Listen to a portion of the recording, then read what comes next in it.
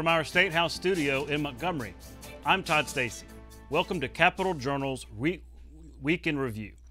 This week saw the legislature meet for the 19th and 20th days of the 30-day session, meaning we are 2/3 of the way finished.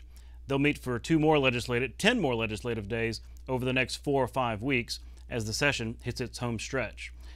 There was lots of movement on the issue of education this week. We'll start in the Senate Education Budget Committee, where lawmakers considered school choice legislation. Known as the Price Act, Senate Bill 202 from Senator Larry Stutz would allow parents to accept $6,900 in taxpayer funds for an education savings account to send their children to private schools or homeschools.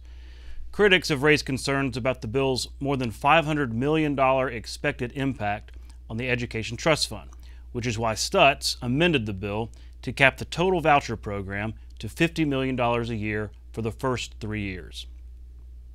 You know, we've tried for years to reform education from the inside of saying, well, let's add this program, let's add a mentoring program, let's add the Numeracy Act, whatever, Literacy Act, all those things, and nothing's changed. We're still in last place, and we just keep spending more money and we stay in last place. And I think that we need to try to reform it from the outside. And I think parents are ultimately responsible for their children's education, and when you put parents in charge, things change. There's no requirements that the students going to any of these schools have to take 4 years of high school of any of these subjects. So if there's a lack of academic accountability, then you add on that there's a lack of safety restraints. We do a good job trying to protect our students. We have background checks for teachers. We make sure there's a comprehensive code of conduct, and there's drug abuse education, sex education based on abstinence, things the people of Alabama have said important. There's no guarantee that those things will be taught in those schools. And so we think that parents do have a right to choose something different. They just don't have the right to ask Alabama taxpayers to pay for it. That bill was approved by the committee and now goes to the full Senate. Separately, a similar bill was introduced in the House. House Bill 442 from Representatives Danny Garrett and Terry Collins would also provide $6,900 for families to choose private options, but it includes accountability provisions requiring students to show their educational progress. Back in the Senate committee, changes to the Alabama Accountability Act were considered. This is the 2013 law that allows families wanting to leave the state's lowest performing schools to get tax credits and scholarships to send their child to private school. Senate Bill 263 from Senator Donnie Chasteen proposes significant changes. Let's take a look. It changes the term failing school to priority school, which would be defined as those making a D or F on the state's report card. That change would also more than double how many schools fall under that definition, meaning more students would be eligible.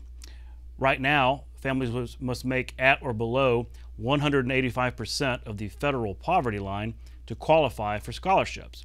That would be changed to 250% of the poverty line, which works out to a household income of about $75,000. Right now, elementary students can get up to $6,000 in scholarships, while middle schoolers get $8,000 and high schoolers can get $10,000. This bill would allow all students to get up to $10,000 in scholarships. And the total the state can offer in tax credits would increase from $30 million to $40 million. The committee advanced the bill, and it now goes to the full Senate. Over in the House, lawmakers took up a bill updating the state's charter school law.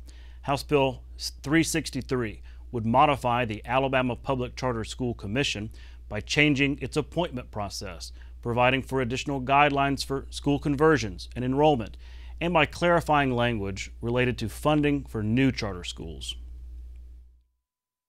The charter commissioners would become appointed, not just nominated, but appointed. Included in that appointment process would not just be the governor, lieutenant governor, speaker, and pro tem, but also the minority leader in the House and the minority leader in the Senate. They would be required to have orientation training and annual training, because being an authorizer has a lot of responsibilities, and we want them to understand what those are. They would have a 4-year term from 2 years, which would allow them time to understand what their job is, they could be reappointed one time. It would also allow the commission, when they're looking at applications, to be able to use their own rubric to justify the application. That way, charter applications can continue to improve as they go along the process. And then lastly, that the charter schools that are public schools, that their funding follows just like all other public schools, and that's how we would want it to be. Another education proposal got held up in committee. House Bill 430 from State Representative Danny Garrett would make changes to the state's Literacy Task Force, which is a group of expert educators that recommend curriculum and assessments to improve reading. The bill would alter that task force composition and alter the processes used to vet and approve those materials. The proposal generated lots of debate from members of the committee who were concerned about its impact on the effectiveness of the Alabama Literacy Act. They wanted to hear from those in the education community, so Garrett carried the bill over to allow time for that. This task force, who is not term limited, who is appointed, who meets maybe twice a year, can make decisions, and their decisions aren't recommendations, they're decisions that have to be implemented. And there's nobody that's checking that. I mean, you know, that's the issue. There's nothing nefarious about it. It's the structure. Lawmakers also took action on Alabama's open records law.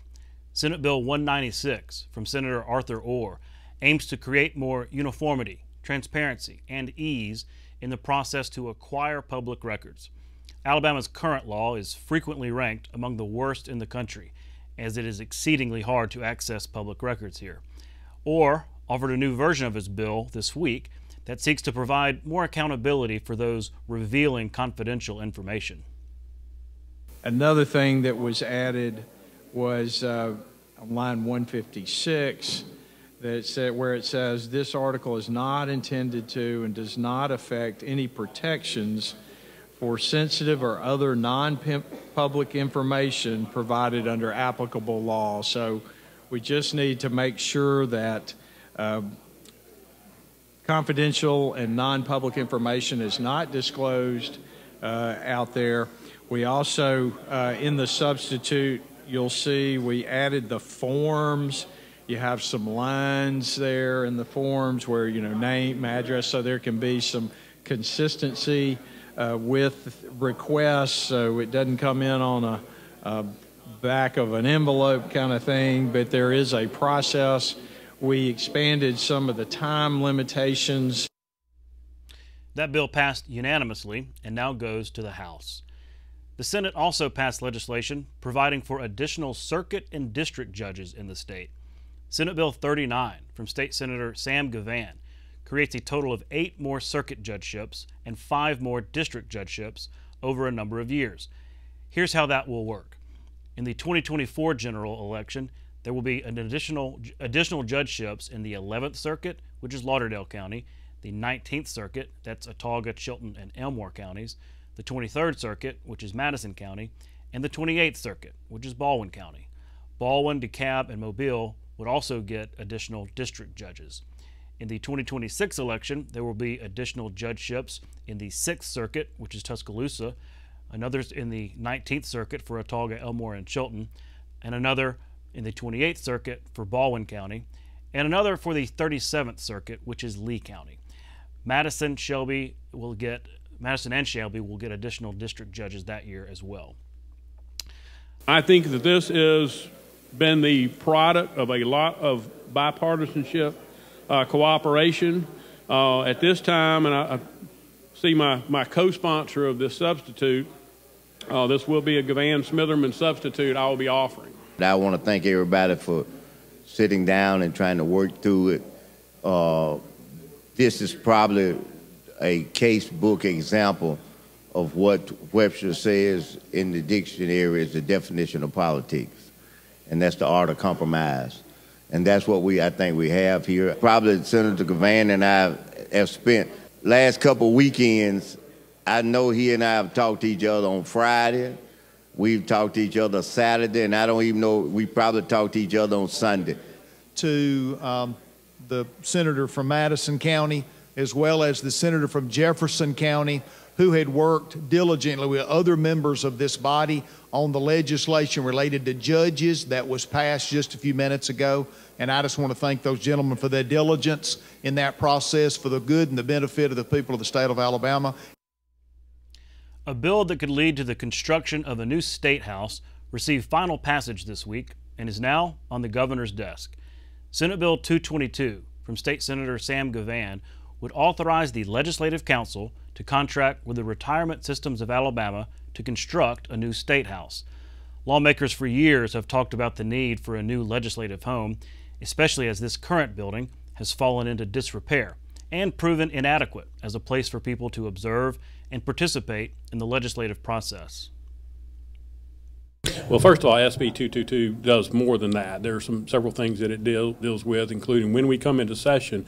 That is one of the things that the senators and House members have agreed upon the most, is that we'd love to start the first year of the quadrennium in February of each year instead of in March. But look, this building has got a lot of issues. I mean, that's what we talk about, being the people's house, but, you know, and hopefully we won't have to deal with another COVID situation again. But when we were in that, it truly was not the people's house. I mean, the people were locked out of it. And, you know, for practical purpose. And so, you know, we do want to make it more accessible and to where, you know, more people can participate. You know, so many of these committee rooms, and, you know, a lot of the viewing public may not be so much aware about that, but, you know, we have a lot of people coming in that want to participate on some of these hot button issues. And, you know, the lobbyists are there early and they take up all the seats, and so there's not that much room for the public. And sometimes, I mean, you may have experienced that there may not be that much room for the press too. A number of bills dealing with the state's healthcare workforce shortage moved this week. Senate Bill 155 is aimed at fixing the state's physician workforce shortage through various measures to encourage more doctors. It passed unanimously and now goes to the governor. Then Senate Bills 58 and 60 are aimed at the nursing shortage. They advanced through a House committee this week and are ready for final passage. All are sponsored by State Senator April Weaver. Senate Bill 57 and Senate Bill 60 are two bills that came as a result of work done by the Alabama Healthcare Workforce Task Force that I'm currently chairing. We are in year one of that three-year task force, and these bills today specifically focused on areas of interest that we identified of how we address the healthcare workforce shortage in Alabama. The first bill, SB 57, focused on loans from the Board of Nursing for clinical educators. SB 60 focused on those loans from the Board of Nursing for advanced practice nurses. There were other bills moving through the House this week. Capitol Journal's Randy Scott reports from the chamber floor. Among the many proposals before lawmakers in the lower chamber is House Bill 379, addressing real estate purchases and state safety. What prompted this? So just in the last year alone, China has purchased over $6 billion worth of property in the United States.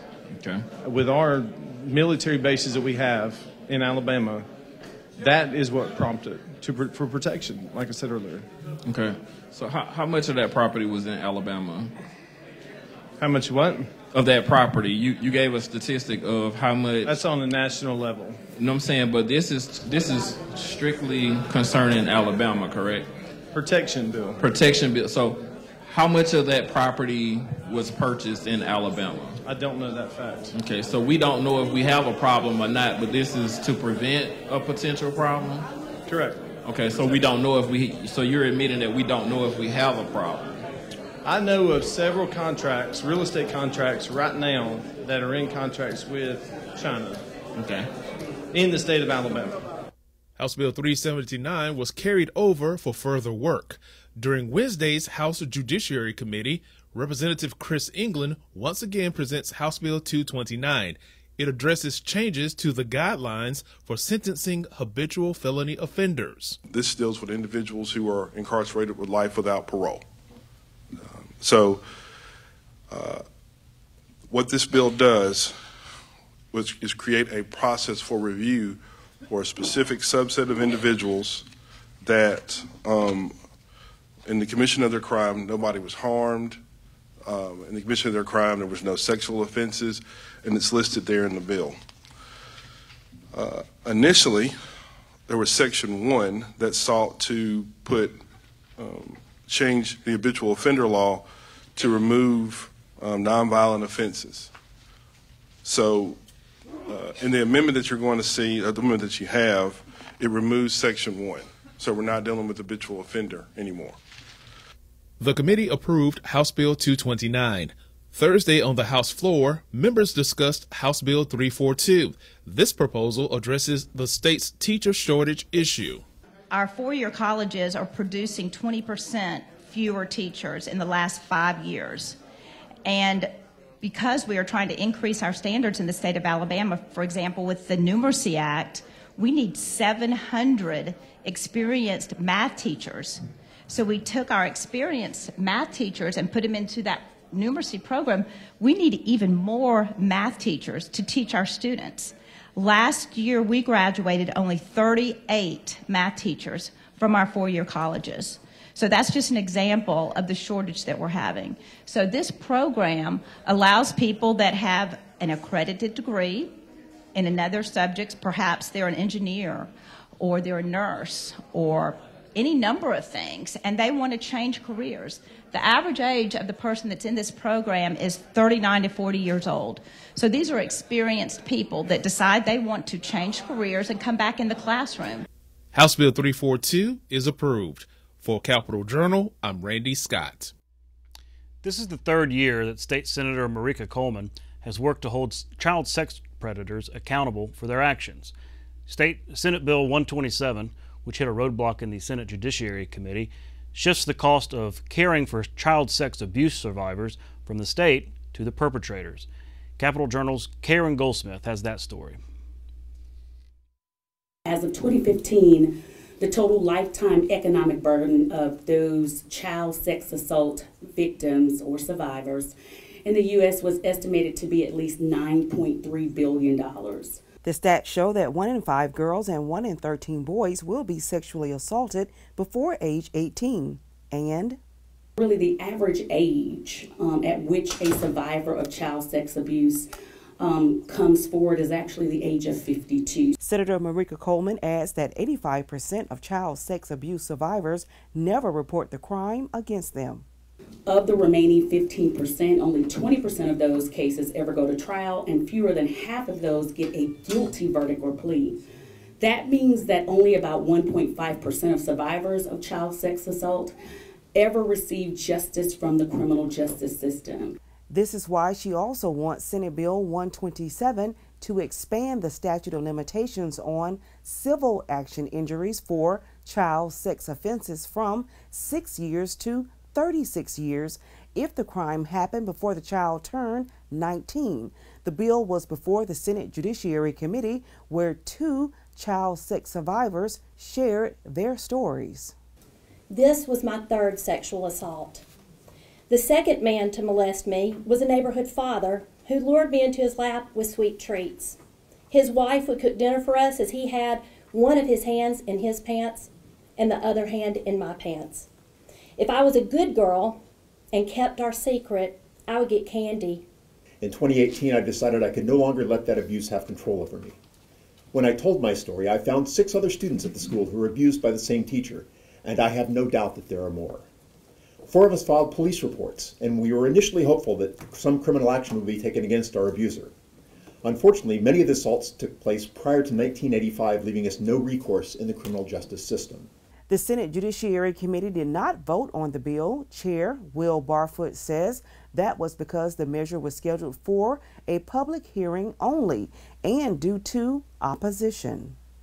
I would like for somebody to come talk to me about what their issues are with this particular bill, because these victims, these survivors actually need some level of recourse. Let me advocate for you on that behalf, that they need, if there's opposition to it, that you need to be able to understand what their opposition is in order to come to some kind of agreement potentially.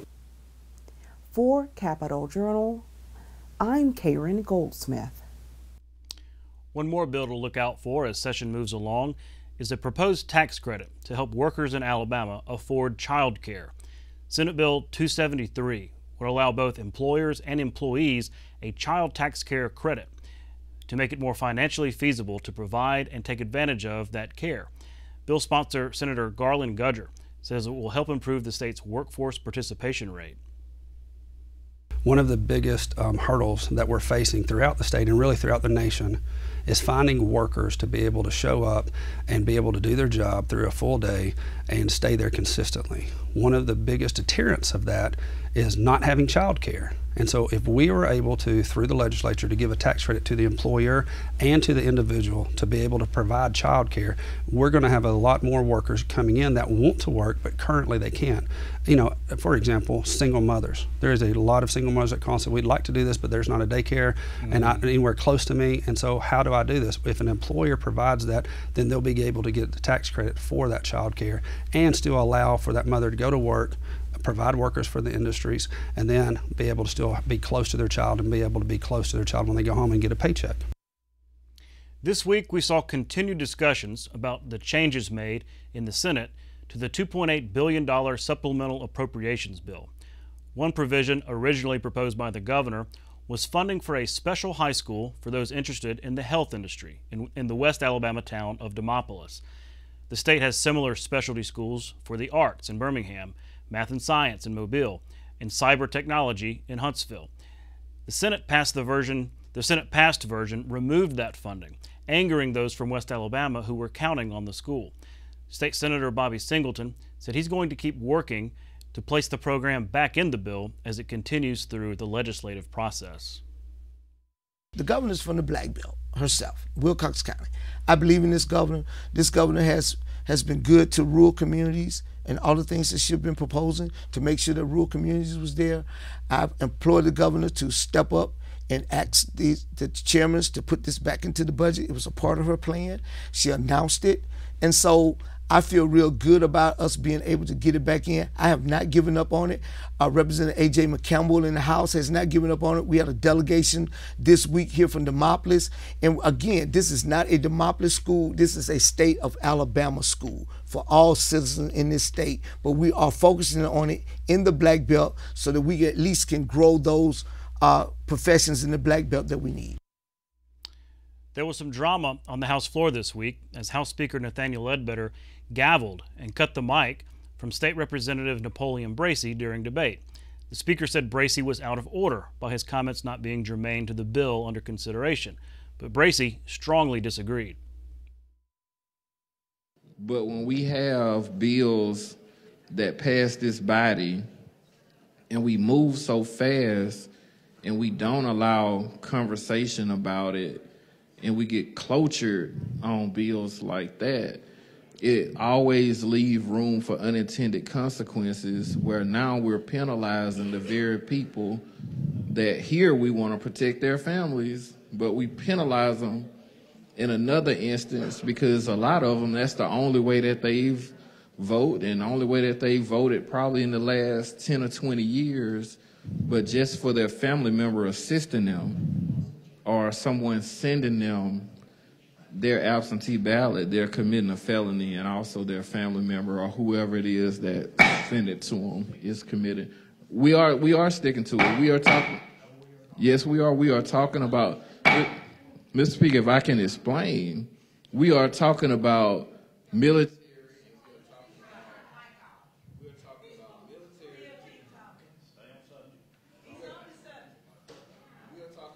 Military men and women here in the state of Alabama. There was no incident. You got to stay germane to the bill. It wasn't germane to the bill. It's in quorum. I mean, we try to keep decorum, and if you rule Mason's rules and our rules, you got to stay in line with what we're talking about. I mean, he was out of line. I mean, we wasn't talking about the voting rights bill. We passed it last week. As a matter of fact, Rule 4 in Mason says you talk about the bill that you're on. If you go off the bill, you're supposed to be gavelled down or you can be corrected. You know, he was out of line. There's nothing else to talk about. And that is your week in review. Coming up next, I'll speak with Senate President Pro Tem Greg Reed, and after that, I'll visit with Capitol Journal's Randy Scott and Alexander Willis from the Alabama Daily News about their takes on this week. We'll be right back. You're watching Alabama Public Television.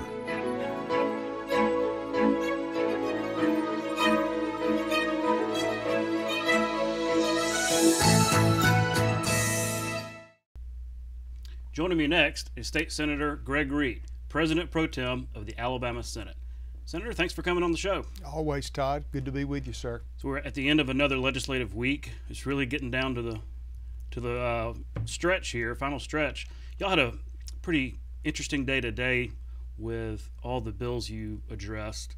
There were some really what I would consider controversial bills that ended up passing that maybe in years past I don't think would have had much of a chance. One having to do with road builders and liability. This had to take some groups coming to the table. No doubt. I think that we need to give credit where credit's due, and that's the stakeholders as well as Senator Schofield, who was the sponsor of the legislation. A lot of different people had interest in that bill. What are we talking about? A circumstance to where if there's an accident on the highway and you've had a road builder that created that road, if something bad happens, who do they sue? Do they sue the city, the county? Well, you've got limits on city and county liability. So the biggest opportunity would be to sue the road builder who had created the road under the direction of the engineering specs and the like from the county, city, or the state.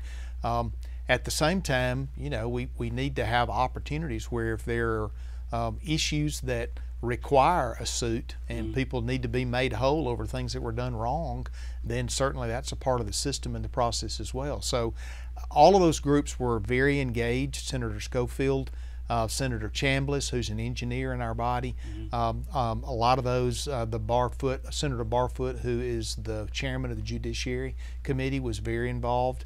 So they spent a lot of time, a lot of effort. This has been worked on for a couple of years, but you saw the evidence today. All of that hard work paid off, and you're right. Many times that would have been just a fight on the Senate floor to just fight it out, maybe to no conclusion.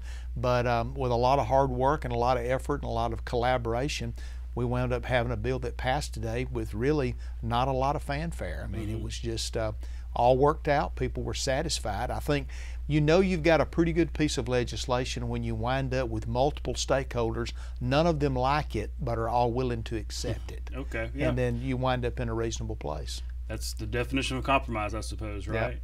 And this other bill dealing with judge allocations throughout the state, we had Senator Smitherman on last week talking about, I mean, he's been on this issue for a while, but again, this has been kind of a sticky issue, something that senators had not agreed on, but have come to an agreement on this one. Right. I think you had a situation there to where the attitude is that we have maybe too many judges based on dockets in certain counties, not enough judges in other counties. As Alabama's population grows, as we know from the census, you wind up having more requirements for the judiciary to expand in certain areas like Huntsville, Tuscaloosa, Autauga County, Lee County, Baldwin County, Mobile County, areas where the state's grown rapidly. But at the same time, we had a piece of legislation that the legislature worked on related to judge allocations. So this basically said we've got a process in place. When judges do not run for re-election, a judge passes away, you have a vacancy for some reason, under a certain allocation and definition by the Supreme Court, then there should be a judgeship move from point A to point B. Well, that sounds good. The problem is it's not happening fast enough. So you wound up with an issue where maybe some areas did not have much of a problem, other areas had a significant problem. Madison County, which as you know is one of the fastest growing areas in the Huntsville area in our state. So Senator Gavan, Senator Smitherman were diligent in working together. They had different thoughts and ideas as to the reasoning of how this needed to operate, but came together with other senators, other legal minds within the Senate.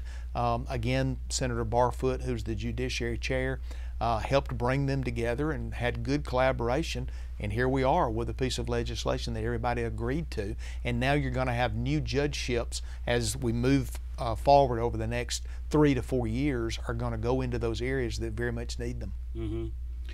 I want to get to the trip you took to the border in a second, but first I want to just ask you, here we are, we've got 10 days left in the legislative session. Are we where you want to be timing-wise? Do you feel comfortable with the amount of work you've got to do, and do we have enough time to get some of that done?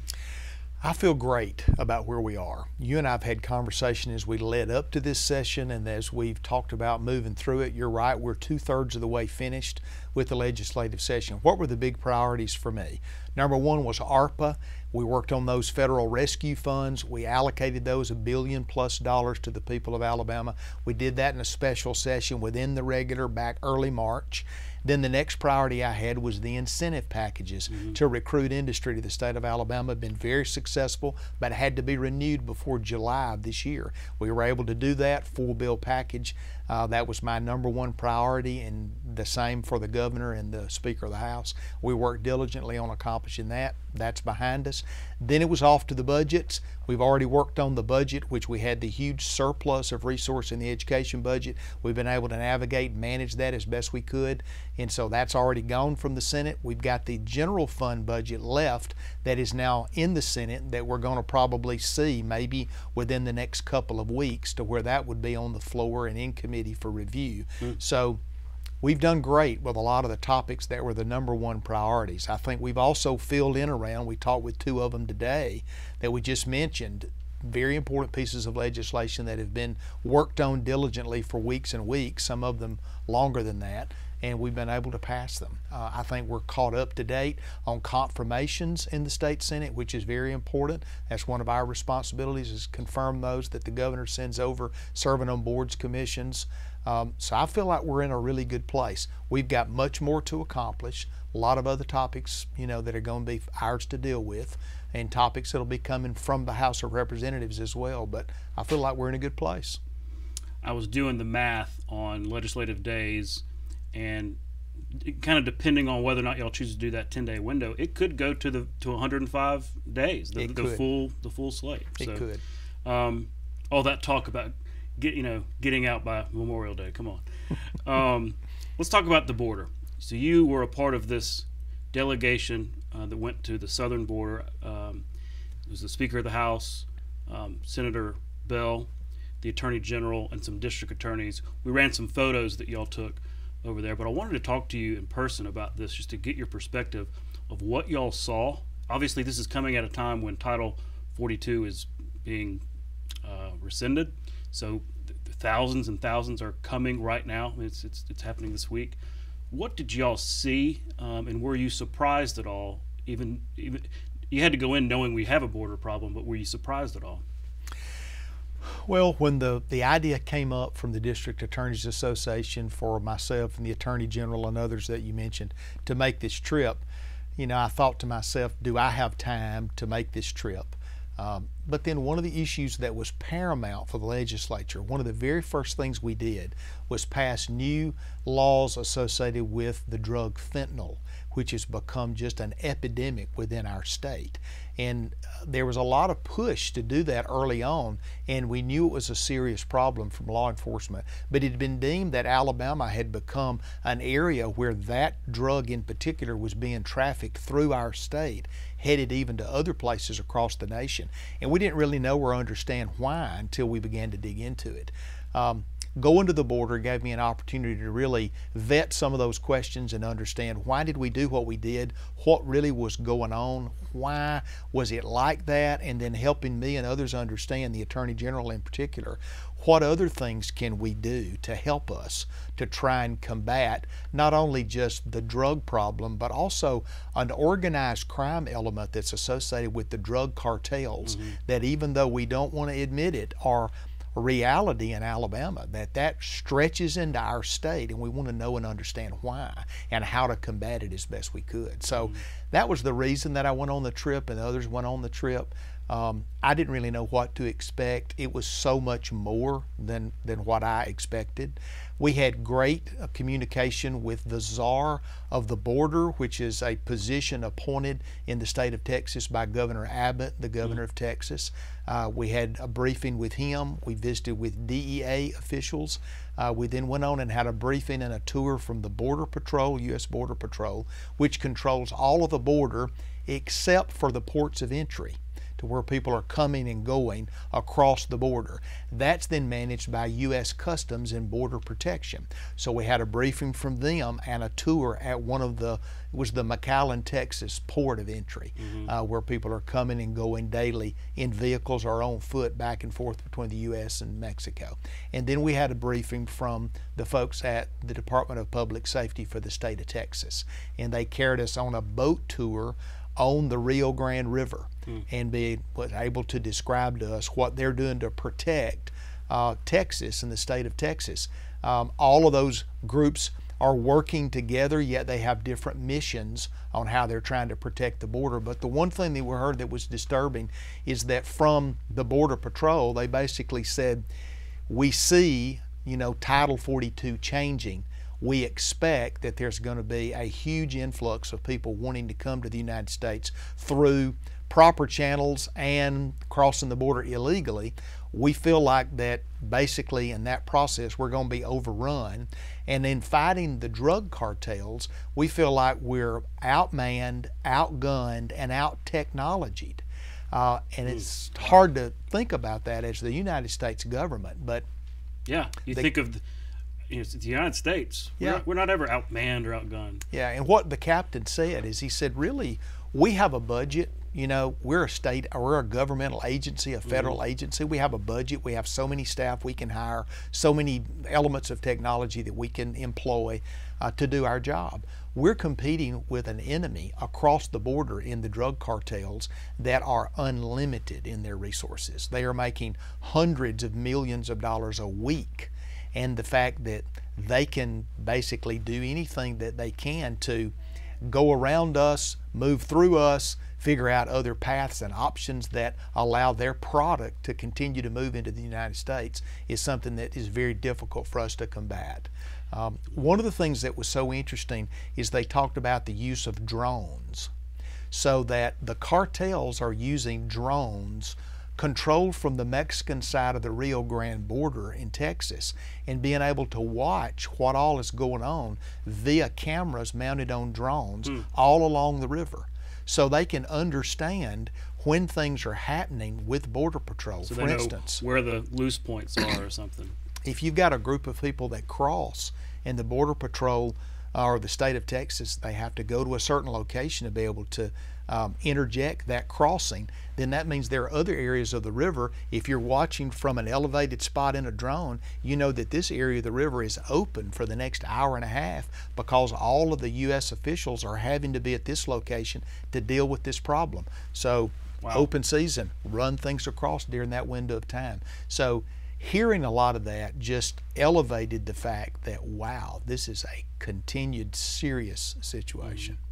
And it's a frustrating problem because it's something Congress should have addressed years ago, decades ago, and it's frustrating to see sort of the political divides and the lacking of incentives politically to deal with this when it's just a serious national need. Right. But I wanted to ask you, because you're not Congress, you don't have a vote up there. Sure.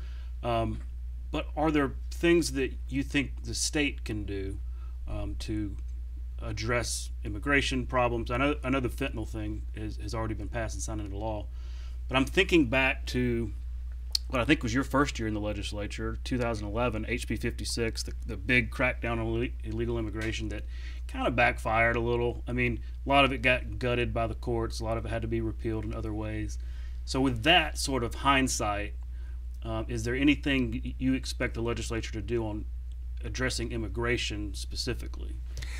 Well, first off, I'd like to say a word of appreciation and compliment to Alabama's federal delegation. I mean, our 2 U.S. senators and our federal delegation are all about this issue, and they have been very robust in their opposition to the way things are being handled currently, and they represent us well at the federal level, and I'm appreciative of those men and women and what they're doing. You know, the fentanyl topic and looking at other drug-related offenses and ways that things can change or moderate. You know, one of the things within the District Attorneys Association and the Attorney General, we can look at how things are moderating based on chemical composition of some of these drugs. We have issues that happen to where we will outlaw something that's coming from China, for instance, that some level of synthetic marijuana, for instance, which comes across the border all the time. But then they change the composition, the chemical makeup, and then our laws then don't apply because it is changed to where it's a different substance. And there's some issues with that we just have to stay on top of constantly. I think that will be an ongoing requirement of law enforcement and the legislature to be listening. How do we moderate our laws related to illegal drugs to make sure we position ourselves correctly so that when people are caught and that they are penalized to the maximum level of the law, and you wind up that being a deterrent to others that would be coming to Alabama to do the same. I think another thing that we need to look at is how are our laws on the books related to organized crime? I mean, the syndicates and the cartels and what they are doing in and through Alabama in moving their products to our citizenry or moving them through Alabama to other places in the nation. Are there ways that we have different laws, or can we have different laws that's associated with that? And there's several things that we're looking at right now within the legislature that have come through the Judiciary Committee in the Senate on how can we moderate that? How can we change that? And some people would say, well, these are different people. This is a different thing. You know, in a lot of ways, it's different because maybe these organized crime members are wearing tennis shoes, not Italian suits, you know, like we see on the Untouchables or whatever on TV. The bottom line is it's still an organized enterprise that has a horrible product that is a cancer on our society, and they're moving it through here in a sophisticated way, and we must be sophisticated to combat it. And so those are the kinds of issues we're going to be looking at. What are we doing with law enforcement? How are we supporting law enforcement? One of the other issues we've got to think about is protecting law enforcement. We've had law enforcement members in Alabama doing their jobs, coming in contact with fentanyl as a result of it being transported and trafficked in Alabama. And those men and women have had to be administered Narcan, or they would have died as a result. There was a bill in the Senate committee this week dealing with that. That's exactly right. So some ways that we can do that and just make it be intentional about it, try to be on the forefront of understanding what are these issues and how we combat them, keep our laws up to date, being able to look for ways and options in other states, continue to communicate as the Attorney General is doing very effectively with other states, law enforcement folks from other states, as we've seen some of our law enforcement folks, even that went on this trip, have been communicating with law enforcement in Tennessee, Georgia, Mississippi, Florida, Texas, trying to understand, hey, what are things you all have done that we need to do? Are there ways that we can continue to work on this together? So I think it's an ongoing challenge, and we've just got to stay at the task. Fascinating. And we're out of time, but I want to have you back on for more of this conversation. And good luck with the last third of the session. Thank you so much, Todd. Appreciate you. All right. We'll be right back. You can watch past episodes of Capitol Journal online anytime at Alabama Public Television's website, aptv.org. Click on the Online Video tab on the main page. You can also connect with Capitol Journal and link to past episodes on Capitol Journal's Facebook page. Joining me next to talk about the week that was in the Alabama Legislature are Alexander Willis, reporter from the Alabama Daily News, and our own Capitol Journal's Randy Scott. Gentlemen, thanks for coming on the show. Glad to be here, albeit in a different seat, but I'm glad to be here. Yeah, I'm glad to have. And Alex, welcome. I kind of wanted to start with you because this is your first year covering the Alabama Legislature, first session. I know you've covered other states. So let me ask you, what are your first impressions of the way we do it down here? Sure. So first impressions, there's a lot of things that are different. There's a lot of things that are the same. Overall, right off the bat, Alabama does have that separate budget for its education things and its general fund budget. That is not normal, at least in the states that I've seen. I will say, just from just the way they go about through the legislative process, I've seen a surprisingly amount of unanimous passages of bills. Mm-hmm. A lot of bills, sponsored by both parties have received, a decent amount of unanimous support. So it's been interesting. A little more bipartisanship than maybe you expect, given the nature out there. Well, Randy, it was quite a week in the legislature. Things, and I know you cover the House for Alabama Public Television. Things got a little chippy downstairs. We're following from last week the situation with Representative Gavan that kind of got some attention. But this week it was Representative Bracy who got gavelled. That's a rare thing, and actually got his mic cut off. You were on the floor. Y'all were both on the floor. Tell me what was it like? Well, we've reached the part of the session where nerves start to get frayed. People tend to forget, there was a special session that really started things off that had to go through now the regular session. Well, what happened was there was a bill that was being talked about, discussed, dealing with veterans and military families, and Representative Bracy came to the mic, his turn, and he wanted to talk about addressing it because the idea is to make sure veterans are taken care of. And as he said, and as the saying goes, Alabama has been called one of the most military-friendliest states in the country. So in order to make sure that the veterans are taken care of, Mr. Bracy, along with this bill that they were talking about, wanted to also bring up the fact that while we do some things that are beneficial to veterans, there was one thing that actually happened last week that probably does not really go well for veterans, and that dealt with absentee ballot voting, I should say. Sure, right. That B and V always gets me. So while he was talking about this bill, he was gavelled by the speaker, and it came as a surprise because no one knew who it was for at first, because when it happened, usually when you hear a gavel like that while somebody's talking, it's to silence the crowd, if you will. Yeah. Hey, keep it down. We can't hear. Yeah, the only thing was it was so quiet in the chamber at that time, it was actually peaceful, which was scary because you expect it to be rambunctious, but it wasn't. And so the speaker addressed Mr. Bracy saying, you need to stay germane to the subject. Mr. Bracy said, well, I am staying germane to the subject because what I'm talking about is related to the health and well-being of our veterans and our military families here in the state. They went back and forth a couple of times, and the speaker ordered one of the staff to silence Mr. Bracy's microphone, which was silenced for a few seconds. And it came back on, and he was attempting to explain why he was taking this route to making the connection between what happened the week before with this particular measure. So it was out of the blue, and I don't think anybody had seen it, especially from this new session, I will say. So it took people by surprise.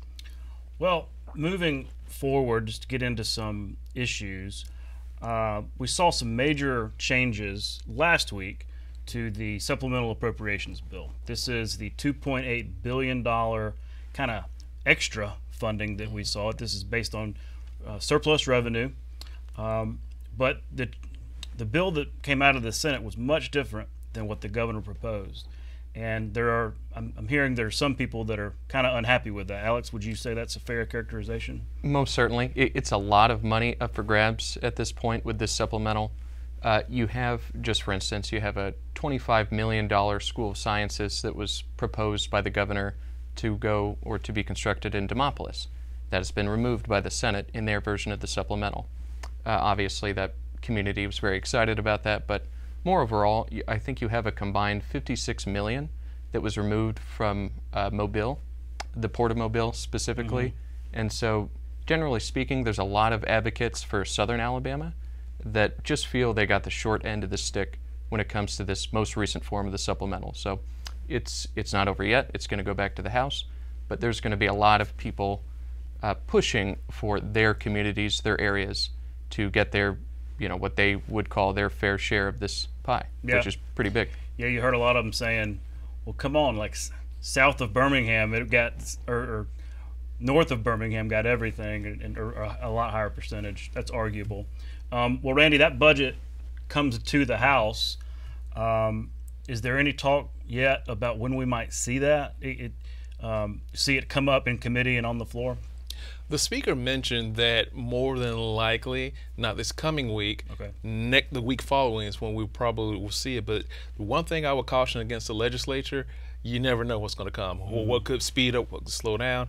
And dealing with the budget, as you said, what happened in the Senate is indicative of what happens in the legislature. The governor has a budget or two for the Education Trust Fund, General Fund. It comes over here to the legislature, and there'll be some changes. Now, whether or not the changes are agreed upon by everybody, that's the big question. Because as you said, the folks north of Birmingham are saying, yay, congratulations for us. The folks south of Birmingham are saying, what's going on? So the one consistency about it, the process is there will be some tweaks.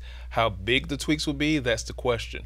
So when it does come down to the House, I'm quite sure they're going to hear from their constituents with the Senate and the constituents out in their communities about what's happening, what's been going on. And there's going to be a lot of talking going on, if I can get the words out. Sure. Yeah. And look, this happens all the time with sort of regional rivalries. I think the big question going into the House is, it's not just all this stuff getting removed. They put it both from the tax rebate, bringing that down, all these other projects, into a $500 million education savings fund, that ostensibly is supposed to be used in case we have budget trouble. Get it? I love it. I think it's a great idea. But so you're hearing some people say, does it need to be $500 million? This is one-time money.